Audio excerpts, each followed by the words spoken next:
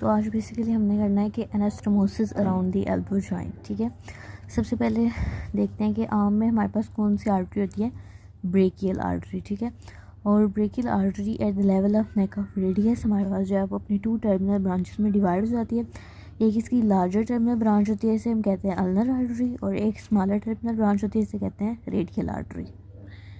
Anastomosis on the elbow joint में सबसे पहले देखेंगे कि ब्रेकियल आर्टरी की ना कौन सी ब्रांचेस हैं। ठीक है, इसको छोड़ दो, सबसे देखो पहले कि कौन सी ब्रेकियल आर्टरी की ब्रांचेस आती हैं।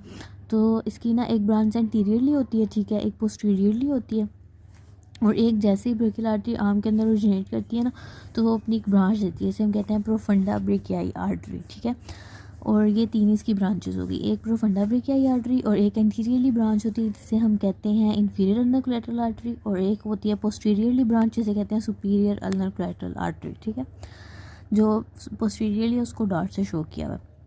इसके बाद जो प्रोफंडा ब्रेकियाई आर्टरी है ना, 2 इसकी भी ब्रांचेस होती हैं, एक दो कौन सी हैं, एक एंटीरियर है और एक पोस्टीरियर है। ठीक है, सिंपल है, एक एंटीरियर डिसेंडिंग ब्रांच है प्रोफंडा ब्रेकियाई आर्टरी की, और एक पोस्टीरियर डिसेंडिंग ब्रांच है। ठीक है, क्या क्या पड़ा कि एक इसकी 3 ब्रांचेस होती हैं, एक प्रोफंडा ब्रेकियाई आर्टरी और एक एंटीरियरली और एक पोस्टीरियरली ब्रांच होती है, जिसे हम कहते हैं inferior and superior nuclear artery. उसके बाद देखते हैं कि ये रेडियल आर्टरी है, इसकी कौन सी ब्रांचेस हैं। तो इसकी ना एक ही ब्रांच होती है रेडियल रिकरेंट आर्टरी, जो कि anastomosis around the elbow joint में होती है। ठीक है, और उसके बाद हमारे पास है अल्नर आर्टरी। अल्नर आर्टरी की भी 3 ब्रांचेस हैं। ठीक है, एक तो एंटीरियरली है और एक पोस्टीरियरली है, सही है, एक एंटीरियर अल्नर रिकरेंट आर्टरी और एक ये डॉट्स वाली पोस्टीरियर अल्नर रिकरेंट आर्टरी।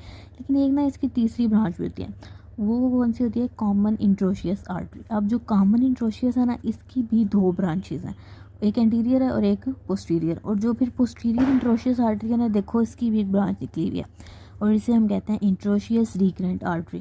सबसे पहले बस आपको ये ब्रांचेस का पता होना कि इसकी कौन सी एक एंटीरियर पोस्टीरियर पोस्टीरियर, ये सारा कुछ पता हो तो इजीली जो है anastomosis around the elbow joint जो है वो याद हो जाएगा। सर मीडियल साइड, ठीक है, और ये हमारे पास है लैटरल साइड रेडियल वाली। तो पहले लेटरल कर देते हैं। In front of lateral epicondyle जो होगा ना, वो हमारे पास एंटीरियर ब्रांचेस होंगी, और जो बिहाइंड द लेटरल एपिकंडाइल होगा उसमें पोस्टीरियरली जो ब्रांचेस हैं वो।